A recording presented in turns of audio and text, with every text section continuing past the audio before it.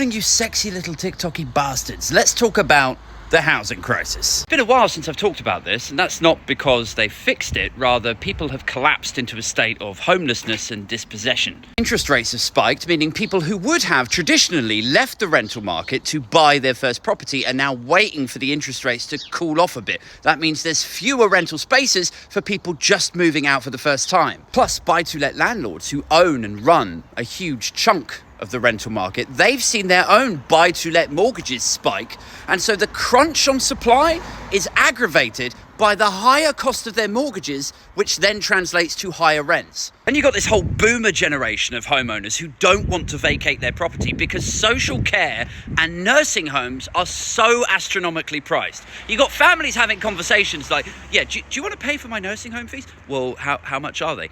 £2,000 a month. Fucking hell.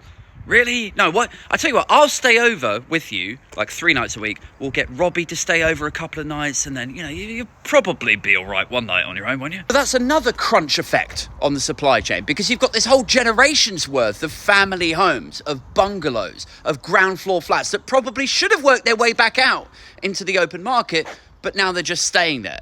Old people not going into care. In fact, it's about 75% of pensioners who won't end up in care now. But nobody likes to be alone, and so you'll be relieved to hear that housing is just one of a suite of crises. We've got housing, we've got the teacher recruitment crisis, we've got the NHS is in crisis, we've got the cost of living crisis. Police are in crisis, there's the climate crisis, Brexit is always in crisis. Oi, mate, what are you doing? Are you TikToking? How old are you?